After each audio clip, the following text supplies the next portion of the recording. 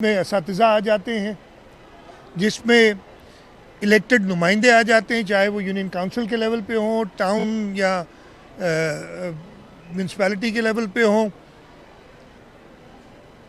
और उसके साथ साथ सियासत के अंदर एक तो जो इलेक्टेड सूबाई कौमी असम्बली के मेंबरान और सेनेटर साहिबान हों, और उसके साथ साथ जो भी सियासत में चाहे वो इलेक्टेड हो या ना हो। इसलिए ये एक कौमी फरीज़ा है जिसको हम सब ने निभाना है। उलमा इकराम से भी दरख्वास्त करूँगा कि सारे इस्लामी ममालिक में सिवाय जैसे मैंने बताया अफ़गानिस्तान और पाकिस्तान के, ये कतरे पिलाए गए और ये कतरे पिलाने के बाद इस मर्ज से छुटकारा हासिल किया गया। वर्ल्ड हेल्थ ऑर्गेनाइजेशन ने ये सर्टिफाई किया है कि इससे कोई बीमारी नहीं होती इन कतरे पिलाने से। उलमा इकराम से भी दरख्वास्त है कि वो अपना असर रसूख इस्तेमाल करके लोगों को ये तलकीन करें कि ये कतरे पिलाए जाए। और आखिर में मैं मीडिया से, इसलिए मीडिया के भी काफ़ी दोस्त इधर हमारे साथ मौजूद हैं, और इस सिलसिले में मैं ऑलरेडी एक ख़त लिख चुका हूँ सब मीडिया के मालिकान को, मीडिया चैनल्स को, और उनसे एक ही दरख्वास्त की है छोटी सी, और मैं उसको दोहरा देता हूँ अभी, और इसी उम्मीद के साथ कि पहले तो उन्होंने साथ नहीं दिया था, आगे वो साथ देंगे, इस मुहिम में साथ देंगे। और दरख्वास्त ये है कि अपने जो हर घंटे में उनके न्यूज़ बुलेटिन्स होते हैं, उसके पहले 5 से 10 सेकंड में सिर्फ ये पैगाम दें कि मुल्क में पोलियो की मुहिम जारी है। आप अपने 5 साल से कम बच्चों को पोलियो के 2 कतरे पिला के इस मूजी मर्ज से छुटकारा हासिल करें। इसमें 5 या 10 सेकंड से ज़्यादा नहीं लगेंगे। तो अगर हर घंटे के, ये मैं सामने देख रहा हूँ, आज नाम तो नहीं है लेकिन 15-20 माइक इधर हैं, तो ये 15-20 चैनल के नुमाइंदे तो मौजूद हैं इधर जो आए हुए हैं। मैं उन रिपोर्टर्स को भी कहता हूँ कि अपने मालिकान से ये कहें कि जी इतनी कोई बड़ी बात नहीं है, 5 या 10 सेकंड देना। और मुझे अभी दोस्त बता रहे हैं कि मैं लाइव हूँ, तो आई होप मालिकान अपने चैनल देखते हों। लाइव का तो ये तो मालिकान को मैं मैसेज कर रहा हूँ, आई होप वो खुद अपने चैनल देखते हो और इस कौमी फरीज़े में अपना हिस्सा डालें। अपने जो न्यूज़ एडिटर्स या जो भी उनके इंचार्ज होते हैं उनको ये हिदायत दें कि ये 10 सेकंड का आप क्लिप, चाहे वो उर्दू चैनल्स हों, चाहे वो मुकामी ज़बान में हों चैनल्स, उन सब ज़बानों में जो भी न्यूज़ की बुलेटिन हो उसमें ये 10 सेकंड दें। मैं उम्मीद करता हूँ कि अच्छा, एक चीज़ मेरे से रह गई, हमारे जो पार्टनर्स हैं इस मुहिम के लिए, मेरे साथ अजीज़ मेमन साहब खड़े हैं, रोटरी इंटरनेशनल के, गेट्स फाउंडेशन है, WHO है, यूनिसेफ है, बहुत सारे लोग हैं, इसलिए कि ये मर्ज़ इतना मोज़ी है कि ये एक जगह से दूसरी जगह फैल सकता है अगर ये इरेडिकेट ना हो। तो इसलिए पूरी दुनिया की नज़रें पाकिस्तान और अफ़गानिस्तान पे हैं कि इन दोनों मुल्कों से भी ये मर्ज़ ख़त्म करें। मैं उन सब अपने पार्टनर्स का भी शुक्रिया अदा करता हूँ। अच्छा सर, बात ये है एक तो माहौल की मैं बात करूँगा। कल से एक सियासी माहौल मज़ीद गर्म हुआ है। 14 फरवरी से हाफिज़ नईम उर रहमान ने कहा है कि हम धरना सिंध असेंबली के बाहर देंगे और तब तक नहीं उठेंगे जब तक ये काबिल टोला सिंध से जो है हम इनको भगा नहीं देते। एक तो ये उन्होंने बोला है। दूसरा कंपैरिजन हो रहा है सोशल मीडिया पे आपका और मरियम नवाज़ का कि वो फैसले लेती है जल्दबाजी से और जिम्मेदारों को हटा भी देती है उधर से। आप क्यों रुकावट? मैं जवाब देता हूँ। सबसे पहले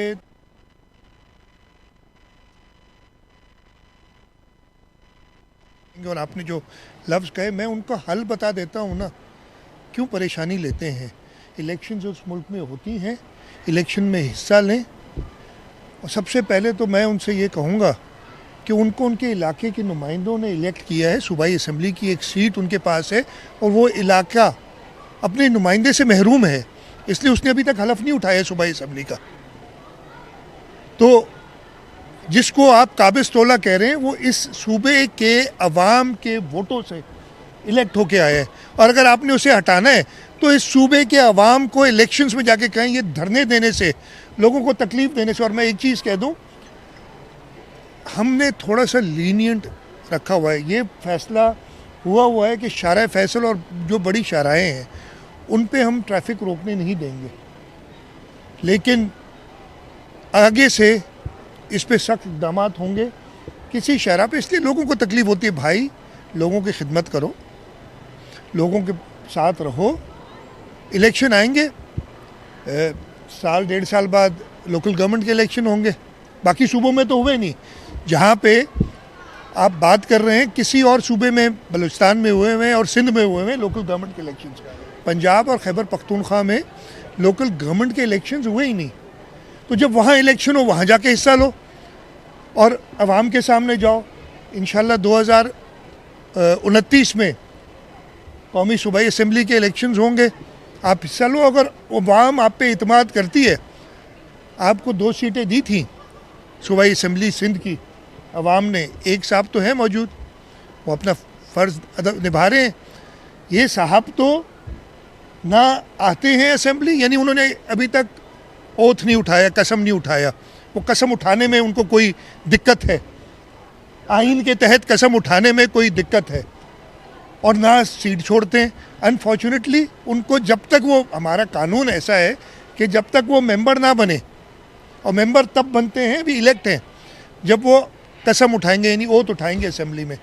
मैं उनसे कहता हूँ या तो सीट छोड़ें, किसी और को दें, जो भी आएगा उसको, ताकि उन लोगों की नुमाइंदगी हो। बाकी अगर आप समझते हैं कि ये छोटे मोटे धरने लगा के लोगों को तकलीफ़ में डाल के आप कोई ऐसा काम कर सकेंगे कि हुकूमत चल जाएगी, हमें लोगों ने इलेक्ट किया, हम फिर लोगों के पास जाएंगे 2029 में और लोगों के सामने अपनी कारकर्दगी पेश करें। दूसरी आपने बात की, मैं कंपैरिजन वगैरह नहीं करता हूँ। मैं सोशल मीडिया भले करे ना, मैं उसको रोक नहीं सकता, लोग दूसरे करते हैं। मुझे इस वक्त कितने 2016 तकरीबन 10 साल हो गए, सिवाय बीच में 2 मिड टर्म जो इलेक्शंस हुई हैं, इंटरिम सेटअप्स आए हैं। और मेरी सबसे पहले अल्लाह ताला ने, मेरी पार्टी की लीडरशिप ने, मेरे असम्बली के मेंबरान ने कुछ देख के चुना है, और इंशाअल्लाह ताला लोगों की खिदमत करते रहेंगे। जहाँ फ़ैसले करने होंगे वहाँ फ़ैसले करेंगे भी। इस वक्त रिपोर्ट जो आई थी, ये गुल प्लाजा के हवाले से बात कर रहा हूँ, उस रिपोर्ट पे अमल दरामद करके उनको निकाला है। मज़ीद हमने जुडिशल इंक्वायरी के लिए भी कहा है। जुडिशल इंक्वायरी में चीफ जस्टिस साहब ने वापस किया था कि टर्म्स ऑफ रेफरेंस दें। वो टर्म्स ऑफ रेफरेंस भी कल फाइनल करके, वो जो काबीना की कमेटी थी आज उनको पहुँच गए होंगे। तो इंशाल्लाह हम जुडिशल इंक्वायरी का भी इंतज़ार करेंगे, और जो स्टेप्स उठाने हैं इस साने के बाद, यानी अपने फायर डिपार्टमेंट को मजबूत करना, सबको एक अम्ब्रेला के नीचे लाना, और ख़ास तौर पे इस साने में जिन लोगों का नुकसान हुआ है, सबसे बड़ा नुकसान जो ज़िंदगियां गई हैं उनको। मैं दूसरी आपको बताऊं बात, इधर सईद अभी चले गए इधर से, हमने हर जो इस साने में शहीद हुआ था उसके लिए 1 करोड़ रुपए का ऐलान किया, और मुझे एग्जैक्ट नंबर नहीं याद, 4 दिन पहले 26 चेक हम पहुंचा चुके थे घरों पे। किसी एक मीडिया वाले को नहीं बुलाया कि आओ जी मेरी तस्वीर निकालो, इसलिए कि हम नहीं चाहते लोग जाके, तकरीबन हर एक के घर जाके पाकिस्तान पीपल्स पार्टी के मेंबरान, उनके ओहदेदारान ने ताज़ियत की है, अफसोस का इजहार किया उनके साथ जाके। लेकिन 500 मीडिया वाले लेके ऐलान करके नहीं गए। ये मुझे बड़ी हैरत होती है कि इस किस्म के बहुत जो दिली सदमा हर एक को है। मैं ये नहीं कहता कि किसी को कम है, मेरे से किसी को कम है, जितना मुझे मेरे से ज़्यादा ही, मैं सबको कहता हूँ, इसलिए इंसानियत है ये। लेकिन उसकी बैठ के तशहीर करना, उसका जाके हर जगह पे मीडिया को बुला के एक अपनी, नहीं किसी की तरफ नहीं, मेरा किसी की तरफ नहीं है मेरा इशारा, मेरा हर उस शख्स की तरफ है। देखिए अमित, हर एक शख्स की तरफ है जो कि इस सानेह को, और जो भी अपनी तरफ समझता है वो समझ ले, इस सानेह को एक सियासी मकसद के लिए इस्तेमाल कर रहा है। उन लोगों के साथ हंसने की बात नहीं है मेरे भाई, हाँ संजीदा बात है। इस साने में जो लोग भी, और चाहे जिनकी जाने गई हैं, चाहे वो लोग जिनकी सारी जमा पूंजी गई है, उन सब के साथ हुकूमत खड़ी है और हम उन्हीं की तरफ देखेंगे। हम किसी सोशल मीडिया के चीज़ों की तरफ नहीं देखेंगे, उसके लिए बहुत लोग हैं जो उसकी तरफ तवज्जो ज़्यादा देते हैं, मैं कम से कम नहीं देता। सीएम साहब ये बताएं कि आपसे नेब के चेयरमैन की मुलाकात हुई, नेब के चेयरमैन की मुलाकात के बाद ये खबरें आई कि कोई 26 अफसरान के बारे में आपको कोई, जो सोशल मीडिया की खबर है। दूसरा ये कि एक तासुर है कि कोई 4 ताकतवर सेक्रेटरीज आपने हटाए हैं और बाकी ताकतवर सेक्रेटरियों की कोई लाइन है। क्या आपसे भी ज़्यादा कोई ताकतवर सेक्रेटरी यहाँ है क्या? ये तो मीडिया में सारी खबरें आती है ना, नेब के चेयरमैन से ऐसी कोई बात नहीं है। सबसे पहले पूरा डिस्पेल करता हूँ जो आपने बात की है ना, नेब चेयरमैन आए थे, नेब चेयरमैन ने हुकूमत सिंध के साथ मिलके, और ये पहली बार नहीं, इससे पहले हमने फॉरेस्ट लैंड हुकूमत सिंध के ताउन से हमने सारी, जो काफ़ी नंबर्स मुझे याद नहीं, फॉरेस्ट लैंड हमने उसकी म्यूटेशन की थी सिंध गवर्नमेंट के नाम पे। और इस दफ़े जब आए, वो पहले आए थे तकरीबन 6-8 महीने या साल हो गए, मुझे एग्जैक्ट डेट याद नहीं है, और अभी चंद दिन पहले दोबारा तशरीफ़ लाए थे कि कुछ ज़मीनें जो अभी नहीं, मैं बार बार बताता हूँ, जो बहुत सालों पहले गलत एंट्रियाँ दी गई थी, और ये मैं कहता हूँ कि जो उन्होंने मुझे दी थी, मुझे एग्जैक्ट नंबर याद नहीं, जो केस थे उनमें से शायद एक आध ऐसा हो जो पीपल्स पार्टी के 2008 के बाद के ज़माने का हो, बाकी सारे पुराने थे, सारे पुराने थे। वो उन्होंने, उनका कहा कि हमने खोज लगाया है हुकूमत सिंध की मदद से, और उन्होंने सबसे ज़्यादा तारीफ हुकूमत सिंध की कि उनकी मदद से, कह रहे हैं कि इसके बाद हम बाकी सूबों में भी ये एग्जाम्पल लेके जा रहे हैं, और उन्होंने और सूबों की भी बात की कि वो अपने उस जगह करेंगे, इसलिए वो मेरा नहीं मुनासिब।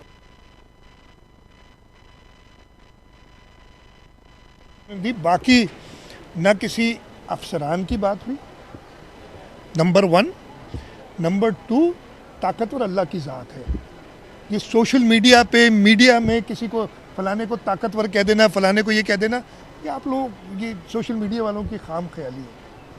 अल्लाह की ज़ात ताकतवर है, और हम जिस भी अफसर को समझेंगे कि वो अपना काम सही नहीं कर रहा, उसको हटा देंगे। सर, पाकिस्तान पीपल्स पार्टी से आपकी वाबस्तगी ये है, पीपल्स पार्टी ने जमहूरी जद्दोजहद के लिए सड़कों में भी आई है, घोड़े भी खाए, बड़ी कुर्बानियाँ की हैं, लेकिन क्या वजह है कि आप ही के दौर में अगर कोई बाहर निकलता है तो उसे एमपीओ के तहत गिरफ्तार किया जाता है, प्रेस क्लब को बिल्कुल उसको महसूस कर दिया जाता है, प्रेस क्लब के दरवाजे बंद किए जाते हैं, यानी कि इस कदर एहतजाज करने की इजाज़त नहीं है कि। मैं जवाब देता हूँ, कल 3-4 घंटे शारा फैसल ब्लॉक रहा,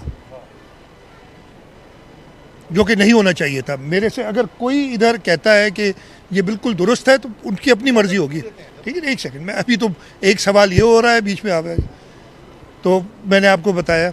हाँ, अगर कोई शख्स, कोई जमात अपनी मुहिम के ज़रिए पाकिस्तान को नुकसान पहुंचाएगी, पाकिस्तान के इदारों को नुकसान पहुंचाने की बात करेगी, तो कानून के मुताबिक उस पर कदम उठाया जाएगा, और वो हम उठाते रहेंगे।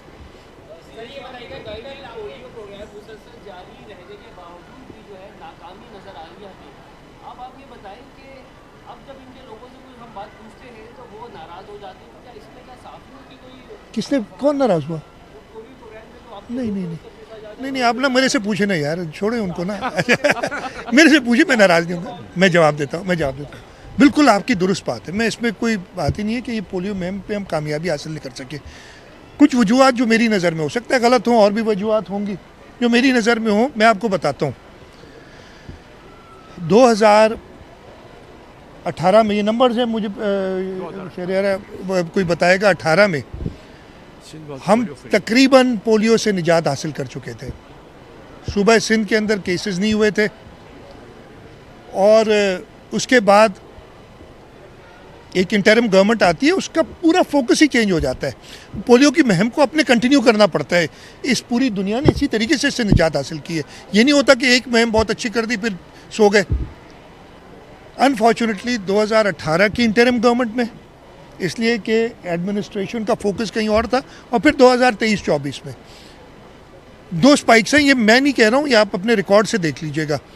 अगेन 2018 में जब हम तकरीबन ख़त्म कर चुके थे, 19, 20, 21 में बहुत बड़ा, 21 तक दोबारा इसको कंट्रोल किया, और दोबारा 23-24 में, मैं ये नहीं कह रहा हूँ कि ख़त्म हो गया था, लेकिन उस ट्रेंड की तरफ जा रहा था। फिर अचानक एक स्पाइक आती है 23 में 74 या 75 केस थे, 74 केस आ गए 2023 में। 2023 क्या था, आपका वही इंटरिम गवर्नमेंट का टाइम आ गया। 2024 में वो कम होके 2024 में 74 थे, फिर 2025 में कम होके 31 हुए। उम्मीद है कि इस पे हम काबू पाएंगे। इसके काबू पाने का एक ही तरीका, इसमें नाराज़ होने का कोई बात नहीं है, एक ही तरीका है कि ये मुहिम जो है हर दफ़े उसी जोश और खरोश से हम जारी रखें। और इसमें मैं तो नाराज़ हूँ, मैं नाराज़ हूँ, जैसे मैंने बताया, मैं नाराज़गी का इजहार नहीं कर रहा हूँ इसलिए कि साथ नहीं दिया जा रहा। सबसे पहले तो मैं मीडिया चैनल्स को कह रहा हूँ, मैंने अक्टूबर में आप सबके सामने ऐसे ही एक तकरीब थी, उसमें कहा था कि हमारी मुहिम चल रही है, 10 सेकंड दें हर मीडिया चैनल अपने न्यूज़ बुलेटिन्स के लिए। आप मुझे बता सकते हैं, इधर ये 15-20 चैनल हैं, सामने भी कैमरे खड़े हैं, किसी एक चैनल ने दिया नहीं। हाँ, पेड एडवर्टाइजमेंट दो तो यूँ चलाते। अगेन मुझे पता है अभी इसके ऊपर मेरी फिर जो है सोशल मीडिया और वो मीडिया क्लास लेगी।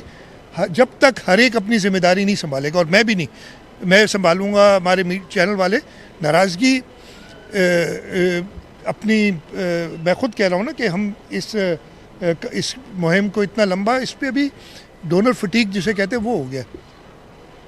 जो हमें डोनर्स देते थे उनमें कमी आ गई, इसलिए कि वो कहते हैं कि जी आप लोग 3-4 साल चलाते हैं, फिर एक लल पीरियड आता है, फिर केस बढ़ जाते हैं। और ये मुहिम तब शुरू हुई थी जब हज़ारों की तादाद में केसेस होते थे। पाकिस्तान में शहीद मोहतरमा बेनज़ीर भुट्टो ने सबसे पहले अपनी बेटी बीबी आसिफा भुट्टो जरदारी को पोलियो के कतरे पिला के इस मुहिम का आगाज़ किया था। तो मेरा ये ख्याल है कि हमने अपना हिस्सा डाला है, हमें और करना चाहिए, लेकिन मुझे ताउन की ज़रूरत है हर एक से, और वो ताउन मिलेगा तो इंशाल्लाह हम इस पर काम करेंगे। इसके बाद हाँ ये कर लें, उसके बाद आप आखिरी सवाल कर लें। के बाद अगर हम देखेंगे तालीमी इदारों में निजी या सरकारी, उसके अंदर भी फायर सेफ्टी इकदाम के साथ साथ स्कूल वैन में जो बच्चे जाते हैं, आज भी सिलेंडर वाले गैर महफूज सिलेंडर इस्तेमाल किए जाते हैं, जो मुमकिन तौर पर अल्लाह ना करे किसी हादसे का सबब बन सकते हैं। इसके इकदाम नहीं, बिल्कुल हम देखें ना, हर चीज़ पे इसको ओवरऑल देख रहे हैं, और ये सिर्फ सूबा सिंध नहीं, पूरे पाकिस्तान में आपने देखा होगा, बहुत अनफॉर्चुनेट वाक़या था, गुल प्लाजा का नहीं होना चाहिए था, बहुत नुकसान हुआ सबका। लेकिन इस हादसे के बाद आपने देखा बाकी सूबों ने भी, मतलब इस हद तक कि इस्लामाबाद जो कैपिटल सिटी है उसके अंदर भी फायर ऑडिट में 50% से ज़्यादा बिल्डिंग्स पे उन्होंने कहा कि वो सही इंतज़ामात नहीं है। तो इंशाल्लाह इन सारी चीज़ों को हम देखेंगे।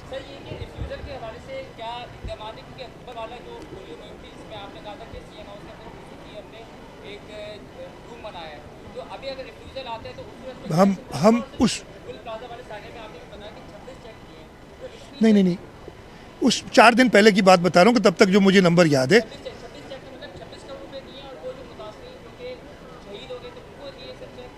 यार और किसको दिया, मैं सर अच्छी तरह क्लासिफाई कर देता हूँ। अच्छी तरह पहले सवाल का जवाब दे दूँ, ज़्यादा इस मौके के हवाले से ज़्यादा ज़रूरी है।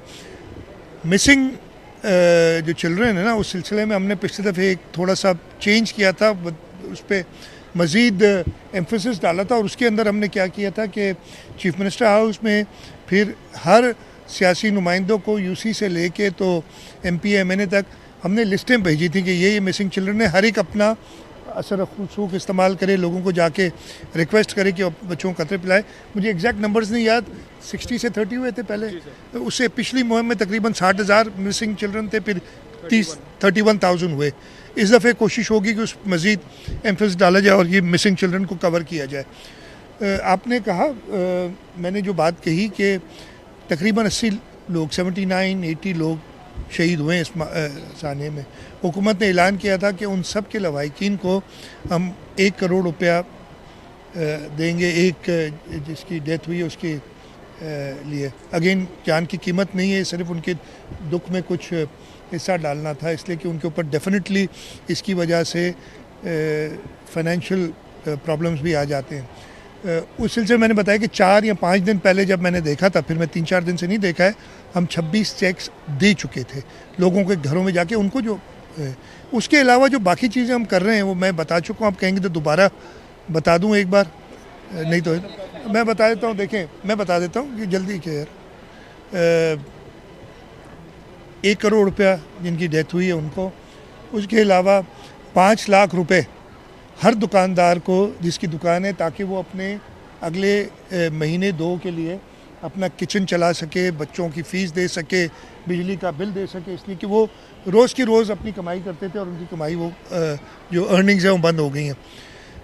तीसरा हमने कहा, और ये हम कराची चेंबर के साथ मिलकर कर रहे हैं, वो हमें एग्जैक्ट दुकानों की बताएंगे, इसलिए कि इसके अंदर भी अब लंबी कहानी हो जाएगी कि दुकानें कितनी थी, कितनी ज़्यादा बन गई, किसने बनाई, किस दौर में हुई, उसमें अभी मैं नहीं जाना चाह रहा, जाऊँगा सही वक्त पे।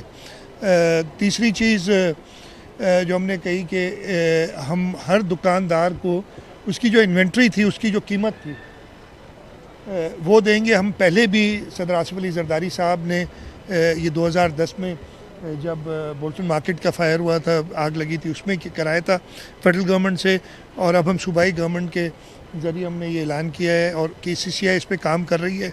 आपने सुना होगा उन्होंने फॉर्म्स वगैरह दिए हैं, फिर वो एक एक दुकानदार को बुला के उसको वेरीफाई करते हैं, फिर हुकूमत को देंगे और हुकूमत, ये प्रोसेस तकरीबन 1 महीने में कंप्लीट होगा।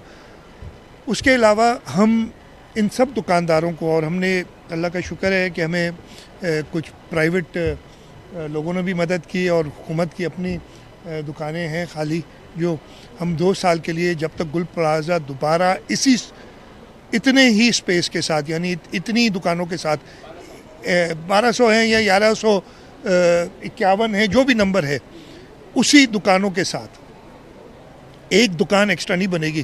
तो इस चक्कर में कोई ना रहे कि मैं शायद गुल प्लाजा में दुकान ले लूँगा, तो उतनी दुकानों के साथ हम प्लान है हमारा 2 साल में कंप्लीट करेंगे और 2 साल तक ये अपना कारोबार चलाते रहे। हम इनको दुकानें देंगे और अगेन ये महीने से 6 हफ्ते में ये कंप्लीट करेंगे हम काम, ताकि इंशाल्लाह 2 महीने के अंदर वो अपना काम शुरू कर सकें। ठीक है, थैंक यू।